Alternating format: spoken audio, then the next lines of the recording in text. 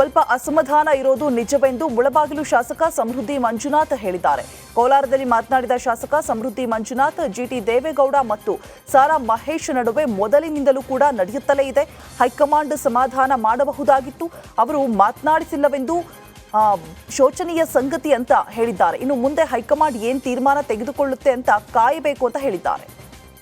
ರಾಜ್ಯದಲ್ಲನ್ನಕ್ಕಿಂತ ನಾನು ಕೂಡ ಮನೆ ಫಲಿತಾಂಶ ಬರೋಕ್ಕಿಂತ ಮುಂಚೆ ನಾನು ಕೂಡ ಬೇರೆ ಕಡೆ ದುಬೈಲಿದ್ದೆ. ನಾನು ಕೂಡ ಟಿ ವಿಗಳನ್ನು ತಮ್ಮ ಮಾಧ್ಯಮವನ್ನು ಗಮನಿಸ್ತಾ ಇದ್ದೆ.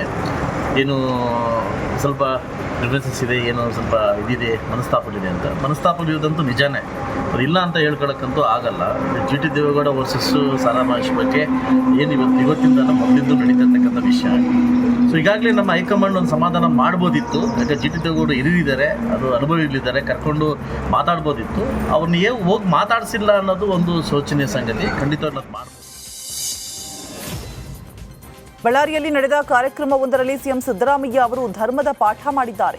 ನಾವೆಲ್ಲ ಮನುಷ್ಯರಾಗಿರಬೇಕು, ಒಬ್ಬರನ್ನೊಬ್ಬರು ಪ್ರೀತಿಸಬೇಕು ಎಂದಿದ್ದಾರೆ. ಬಸವಣ್ಣ ಅವರ ವಚನ ಪ್ರಸ್ತಾಪಿಸಿ ಧರ್ಮಕ್ಕೆ ದೊಡ್ಡ ಅರ್ಥ ಹುಡುಕಲು ಹೋಗಬಾರದು ಅಂತ ಹೇಳಿದ್ದಾರೆ. ಇನ್ನು ಒಬ್ಬರನ್ನ ಕಂಡ್ರೆ ಇನ್ನೊಬ್ಬರಿಗೆ ದಯೆ ಇರಬೇಕು, ದ್ವೇಷ ಅಸೂಹೆ ಇರಬಾರದು. ದ್ವೇಷ ಅಸೂಹೆ ಇದ್ರೆ ಸಮಾಜ ಇಬ್ಬಾಗವಾಗುತ್ತೆ ಅಂತ ಕಿವಿ ಮಾತನ್ನ ಹೇಳಿದ್ದಾರೆ. ಧರ್ಮ ಯಾವ ಧರ್ಮನೂ ಕೂಡ ನಾವೆಲ್ಲರೂ ಕೂಡ ಮನುಷ್ಯರಾಗಿರಬೇಕು, ಪರಸ್ಪರ ಪ್ರೀತಿಯಿಂದ ಬದುಕಬೇಕು, ದ್ವೇಷಿಸಬಾರದು ಅಂತಕ್ಕಂಥದ್ದನ್ನು ಬೋಧನೆ ಮಾಡ್ತದೆ. ಅದಕ್ಕೆ ಬಸವಾದಿ ಶರಣರು ಬಹಳ ಧರ್ಮ ಅನ್ನೋದಕ್ಕೆ ಅರ್ಥನ ಬಹಳ ಸುಲಭವಾಗಿ ಹೇಳಿದ್ದಾರೆ. ದಯೆಯೇ ಧರ್ಮದ ಮೂಲವಯ್ಯ, ದಯೆ ಇಲ್ಲದ ಧರ್ಮವ್ಯಾವುದಯ್ಯ. ಧರ್ಮಕ್ಕೆ ಏನು ಬಹಳ ದೊಡ್ಡ ಅರ್ಥ ಹುಡ್ಕಕ್ಕೆ ಹೋಗ್ಬಾರ್ದು. ದಯೆಯೇ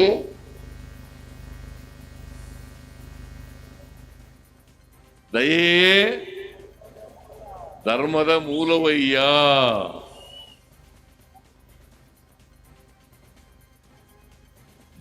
ದಯೆ ಇಲ್ಲದ ಧರ್ಮವ್ಯಾವುದಯ್ಯ ಅಲ್ವಾ? ದಯೆಯೇ ಧರ್ಮದ ಮೂಲ. ಅದರಿಂದ ಸ್ಪರ್ಧಾತ್ಮಕ ಪರೀಕ್ಷೆಗಳಲ್ಲಿ ಕನ್ನಡಕ್ಕೆ ಅವಕಾಶ ವಿಚಾರದ ಬಗ್ಗೆ ಹಿರಿಯ ಸಾಹಿತಿ ಗೋರು ಚನ್ನಬಸಪ್ಪ ಮಾತನಾಡಿದ್ದಾರೆ. ಧಾರವಾಡದಲ್ಲಿ ನಡೆದ ಧರೆಗೆ ದೊಡ್ಡವರು ಕಾರ್ಯಕ್ರಮದಲ್ಲಿ ಮಾತನಾಡಿದ ಅವರು, ಕರ್ನಾಟಕದಲ್ಲಿ ನಡೆಯುವ ಯಾವುದೇ ಪರೀಕ್ಷೆ ಇರಲಿ, ಆ ಪರೀಕ್ಷೆಯಲ್ಲಿ ಕನ್ನಡ ಇರಲೇಬೇಕು ಅಂತ ಪ್ರತಿಪಾದಿಸಿದ್ದಾರೆ. ರಾಷ್ಟ್ರಮಟ್ಟದ ಸ್ಪರ್ಧಾತ್ಮಕ ಪರೀಕ್ಷೆಗಳಲ್ಲಿಯೂ ಕನ್ನಡ ಇರಲೇಬೇಕು. ಕರ್ನಾಟಕದ ಅಭ್ಯರ್ಥಿಗಳಿಗೆ ಕನ್ನಡದಲ್ಲಿ ಬರೆಯುವ ಅವಕಾಶ ಇರಬೇಕು. ಅದು ಕೈಬಿಟ್ಟು ಹೋಗಿದ್ರೆ ಸೇರಿಸಲು ಒತ್ತಾಯ ತರ್ತೇವೆ ಅಂತ ಹೇಳಿದ್ದಾರೆ. ಉದ್ಯೋಗಕ್ಕೆ ಸಂಬಂಧಪಟ್ಟಂತಹ ಯಾವುದೇ ಸ್ಪರ್ಧಾತ್ಮಕವಾದಂತಹ ಪರೀಕ್ಷೆಗಳಿರಲಿ, ಅಲ್ಲಿ ಕನ್ನಡಕ್ಕೆ ಸ್ಥಾನಮಾನ ಬೇಕು. ಮತ್ತು ಕರ್ನಾಟಕದಲ್ಲಿ ನಡೆಯುವಂಥ ಯಾವುದೇ ಪರೀಕ್ಷೆ ಇದ್ದರೂ ಕೂಡ ಅದು ಪೂರ್ಣ ಕನ್ನಡದಲ್ಲಿರಬೇಕು. ಮತ್ತು ರಾಷ್ಟ್ರಮಟ್ಟದ ಸ್ಪರ್ಧಾತ್ಮಕ ಪರೀಕ್ಷೆಗಳಲ್ಲಿ ಕೂಡ ಕನ್ನಡದ ಭಾಷೆಗೆ ಆದ್ಯತೆ ಕೊಡಲಿಕ್ಕಾಗೋದಿಲ್ಲ. ಅಲ್ಲಿ ಬೇರೆ ಬೇರೆ ಭಾಷೆಗಳಿರ್ತದೆ. ಆದರೆ ಕರ್ನಾಟಕದಲ್ಲಿರ್ತಕ್ಕಂಥ ಅಭ್ಯರ್ಥಿಗಳಿಗೆ ಕನ್ನಡದಲ್ಲಿ ಬರೀಲಿಕ್ಕೆ ಅವಕಾಶ ಇರಬೇಕು. ಒಂದು ವೇಳೆ ಜೆಡಿಎಸ್ ಶಾಸಕ ಸಮೃದ್ಧಿ ಮಂಜುನಾಥ್, ರಾಜ್ಯದ ಉಪಚುನಾವಣೆ ಫಲಿತಾಂಶ ಜೆಡಿಎಸ್ ಶಾಸಕರ ಮೇಲೆ ಪರಿಣಾಮ ಬಿದ್ದಿಲ್ಲ ಅಂತ ಪ್ರತಿಕ್ರಿಯಿಸಿದ್ದಾರೆ. ಕೋಲಾರದಲ್ಲಿ ಮಾತನಾಡಿದ ಅವರು, ಕಳೆದ ಲೋಕಸಭೆ ಚುನಾವಣೆ ಬಳಿಕ ಹಾಗೂ ಎಚ್ಡಿಕೆ ಕೇಂದ್ರ ಸಚಿವರಾದ ಬಳಿಕ ಶಕ್ತಿ ಬಂದಿರೋದು ನಿಜ. ಉಪಚುನಾವಣೆಯಲ್ಲಿ ಸೋತ ಬಳಿಕ ಎಲ್ಲವೂ ಕೂಡ ಮುಗಿಯಿತು ಎಂದಲ್ಲ. ಇವತ್ತು ಬಿದ್ದಿರಬಹುದು, ನಾಳೆ ಎದ್ದೇಳ್ತೇವೆ. ರಾಜ್ಯದಲ್ಲಿ ಕಾಂಗ್ರೆಸ್ ಸರ್ಕಾರ ಇದೆ, ಇದು ಬೈ ಎಲೆಕ್ಷನ್ ಆಗಿತ್ತು, ಅಲ್ಲದೆ ಖರೀದಿ ಮಾಡುವ ಚುನಾವಣೆ ಇದಾಗಿತ್ತು ಅಂತ ಹೇಳಿದ್ದಾರೆ. ಈ ಒಂದು ಎಲೆಕ್ಷನ್ ಸೋತ ತಕ್ಷಣ ಅದೇನು ಕುಗ್ಬಿಟ್ಟಿದ್ದೀವಿ ಅಂತ ಅದೇನು ದೊಡ್ಡ ವಿಷಯ ಅಂತಲ್ಲ. ನಾಳೆ ಎದ್ದು ನಿಲ್ತೀವಿ. ಸರ್ಕಾರ ಇದೆ, ಉಪಚುನಾವಣೆ, ಬೈ ಎಲೆಕ್ಷನ್, ನಿಮ್ಗೆ ಗೊತ್ತಿರ್ಬೋದು, ಖರೀದಿ ಮಾಡೋ ಎಲೆಕ್ಷನ್ ಖರೀದಿ ಮಾಡಿದ್ದಾರೆ. ಸೊ ಮುಂದಿನ ದಿವಸ ಕೂಡ ನಾವು ಕೂಡ ನೋಡ್ಬೇಕು ಯಾವ ಹಂತಕ್ಕೆ ಏನು ನಿರ್ಧಾರ ತಗೊತಾರೆ, ಹೈಕಮಾಂಡ್ ಏನು ನಿರ್ಧಾರ ತಗೊತಾರೆ, ಸಂಘಟನೆ ಚೇಂಜ್ ಮಾಡ್ತಾರೋ, ಸ್ಟ್ರಾಟಜಿ ಚೇಂಜ್ ಮಾಡ್ತಾರೋ, ಇದೇ ರೀತಿ ಹೋಗ್ತಾರೋ ಅನ್ನೋದನ್ನ. ತಾರತಮ್ಯ, ಅಸಮಾನತೆ ನಮ್ಮಲ್ಲಿರುವ ಜಾತೀಯತೆಯಿಂದ ಬಂದಿದೆ ಅಂತ ಸಿಎಂ ಸಿದ್ದರಾಮಯ್ಯ ಹೇಳಿದ್ದಾರೆ. ಬಳ್ಳಾರಿಯಲ್ಲಿ ಕಾರ್ಯಕ್ರಮವೊಂದರಲ್ಲಿ ಮಾತನಾಡಿದ ಅವರು, ನಾನು ವಿದ್ಯಾವಂತನಾಗಿದ್ದರೆ ಇಲ್ಲಿ ನಿಂತು ಸಿಎಂ ಆಗಿ ಮಾತನಾಡೋಕೆ ಆಗ್ತಿತ್ತಾ ಅಂತ ತಮ್ಮ ಬಾಲ್ಯದ ದಿನಗಳನ್ನ ಮೆಲುಕು ಹಾಕಿದ್ದಾರೆ. ನಮ್ಮಪ್ಪ ವೀರ ಮಕ್ಕಳ ಕುಣಿತಕ್ಕೆ ಸೇರಿಸಿದ್ರು, ಅದು ಬಿಟ್ಟ ಮೇಲೆ ಎಮ್ಮೆ ಮೇಯಿಸಲು ಹೋದೆ, ಶಾಲೆಗೆ ಸೇರಿಸುವಂತೆ ಮೇಷ್ಟ್ರು ಬಂದು ಕೇಳಿದ ಬಳಿಕ ನನ್ನ ಶಾಲೆಗೆ ಕಳಿಸಿದ್ರು ಅಂತ ಹೇಳಿದ್ದಾರೆ. ಒಂದು ವೇಳೆ ವಿದ್ಯಾವಂತನಾಗದೆ ಹೋಗಿದ್ರೆ ಇಲ್ಲಿಂದ ಮಾತಾಡೋಕ್ಕಾಯ್ತಿತ್ತ, ಮುಖ್ಯಮಂತ್ರಿ ಆಗಕ್ಕಾಯ್ತಿತ್ತ? ನಮ್ಮಪ್ಪ ಏನು ಮಾಡಿದ, ಎಷ್ಟು ಜನ ಗೊತ್ತಿದೆ ಅನ್ನೋ ಗೊತ್ತಿಲ್ಲ. ನಮ್ಮಪ್ಪ ನನಗೆ ವೀರ ಮಕ್ಕಳು ಕುಣಿತಕ್ಕೆ ಸೇರಿಸ್ಬಿಟ್ಟಿದ್ದ. ನಾನು ಆ 2 ವರ್ಷಗಳು ವೀರ ಮಕ್ಕಳು ಕುಣಿತ ಕಲ್ತ್ಕೊಂಡು ಡ್ಯಾನ್ಸ್ ಮಾಡೋದು, ಅದು ಕಲ್ತ್ಕೊಂಡು ಅಕ್ಷರಾಭ್ಯಾಸ ಮಾಡಿದ್ದೆ. ಆಮೇಲೆ ಬಿಟ್ಟೋಯ್ತು ಅದು 2 ವರ್ಷಕ್ಕೆ ನಿಲ್ಲಿಸ್ಬಿಟ್ಟ ಅವನು.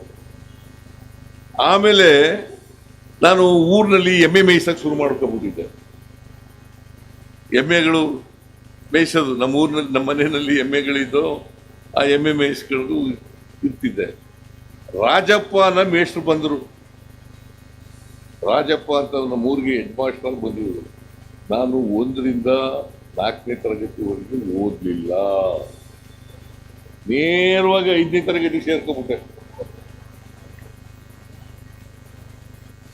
ಕನ್ನಡ ಚೆನ್ನಾಗಿ ಗೊತ್ತಿದ್ದರಿಂದ ಆ 2 ವರ್ಷದಲ್ಲಿ ನನಗೆ ಅಕ್ಷರ ಬರಡ್ನಲ್ಲಿ ಅಕ್ಷರ ಕಲಿಸಿದ್ರು.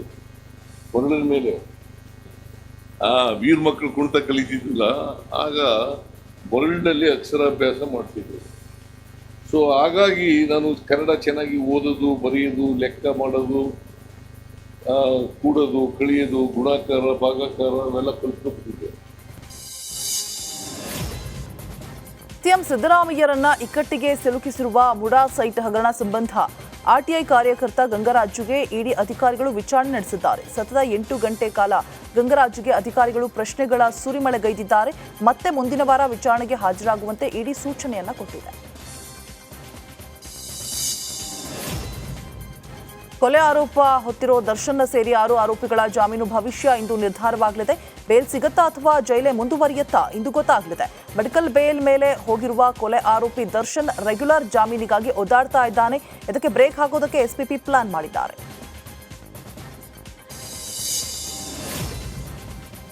ಪಂಚಮಸಾಲಿ ಮೀಸಲಾತಿ ಹೋರಾಟದ ಕಿಚ್ಚು ತಣಿದಿಲ್ಲ. ಬೆಳಗಾವಿ ಅಧಿವೇಶನದ ಸಂದರ್ಭದಲ್ಲಿ ಡಿಸೆಂಬರ್ 10ರಂದು ಮೀಸಲಾತಿಗೆ ಆಗ್ರಹಿಸಿ ವಕೀಲರ ಪರಿಷತ್ ನೇತೃತ್ವದಲ್ಲಿ ರೈತರಿಂದ ಬೃಹತ್ ಟ್ರ್ಯಾಕ್ಟರ್ ರ್ಯಾಲಿ ಹಮ್ಮಿಕೊಳ್ಳಲಾಗಿದೆ ಎಂದು ಬಸವಜಯ ಮೃತ್ಯುಂಜಯ ಶ್ರೀಗಳು ಹೇಳಿದ್ದಾರೆ. ಇನ್ನು ಹಾವೇರಿಯಲ್ಲಿ ಮಾತನಾಡಿದ ಅವರು, ನಮ್ಮ ಸಮಾಜದ ಮಕ್ಕಳ ಭವಿಷ್ಯದ ದೃಷ್ಟಿಯಿಂದ ಹೋರಾಟ ನಡೆದಿದೆ. ಸಿದ್ದರಾಮಯ್ಯ ನೇತೃತ್ವದ ಸರ್ಕಾರದಿಂದ ಸ್ಪಂದನೆ ಸಿಗದ ಪರಿಣಾಮ ಈ ಹೋರಾಟ ಹಮ್ಮಿಕೊಳ್ಳಲಾಗಿದೆ ಅಂತ ಹೇಳಿದ್ದಾರೆ. ನೋಡಿ, 10ನೇ ತಾರೀಕು ಜನರ ತಾಳ್ಮೆ ಕೆಟ್ಬಿಟ್ಟೈತಿ. ಅವತ್ತು ಅವ್ರು ಏನು ಮಾಡ್ತಾರೆ ಗೊತ್ತು, ನಾನು ಮಾತ್ರ ಶಾಂತಿಯಿಂದ ಮಾಡಿರ್ತ ಹೇಳ್ತೀನಿ. ಅವತ್ತು ಜನ ಕ್ರಾಂತಿ ಮಾಡ್ತಾರೋ ಅದು ಜೈಲು ಬರೋ ಚೌಳು ಮಾಡ್ತಾರೋ ಗೊತ್ತಿಲ್ಲ. ಜನರು ಅಂತೂ ತಾಳ್ಮೆ ಕೆಟ್ಟೈತಿ.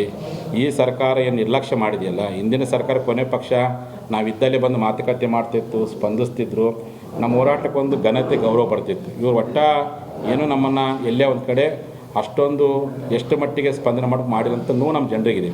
ಅದನ್ನು ನಾಳೆ ಜನ ಅದನ್ನು ಹೆಂಗೆ ಪ್ರೀತಿಯಿಂದ ಮಾತಾಡ್ತಾರೋ ಅಥವಾ ಉಗ್ರವ ಮಾತಾಡ್ತಾರೋ ಗೊತ್ತಿಲ್ಲ. ನಾನು ಮತ್ತು ಲಿಂಗಾಯತ್ ಪಂಚಮಸಾಲಿ ಮೀಸಲಾತಿ ಹೋರಾಟದ ಮುಂದಾಳತ್ವವನ್ನು ನಮ್ಮ ಜನಾಂಗದ ವಕೀಲರು ವಹಿಸ್ತಾರೆ. ಅವ್ರ ಹಿಂದ್ಗಡೆ ನಮ್ಮ ಸಮಾಜದ ರೈತರು ಇರ್ತಾರೆ, ಅವ್ರ ಹಿಂದ್ಗಡೆ ಟ್ಯಾಕ್ಟ್ ಇಡ್ತಾರೆ. ನಾವೆಲ್ಲ ಕುಡ್ಕೊಂಡು ಹೋರಾಟ ಮಾಡ್ತೀವಿ. ನಮ್ಮ ರಾಜಕಾರಣಿಗಳು ಅಧಿವೇಶನದಲ್ಲಿ ಮಾತಾಡಲಿ ಅಂತ ಹೇಳಕ್ಕೆ ಇಚ್ಛೆಪಡ್ತೀವಿ. ಅಧಿವೇಶನ ಮಾತಾಡಲಿ, ಅವರು ಮಾಜಿಗಳು ಬರಲಿ, ಆರುಗಳು ಅಧಿವೇಶನ ಮಾತಾಡಿ, ಅವರೆಲ್ಲ ಅಲ್ಲಿ ಮಾತಾಡೋಕೆ ಕೇಳೋಣ ಅವರಿಗೆ. ನೀವು ಅಧಿವೇಶನ ಹೊರಗಡೆ ಹೋರಾಟ ಮಾಡ್ತೀವಿ, ಒಳಗಡೆ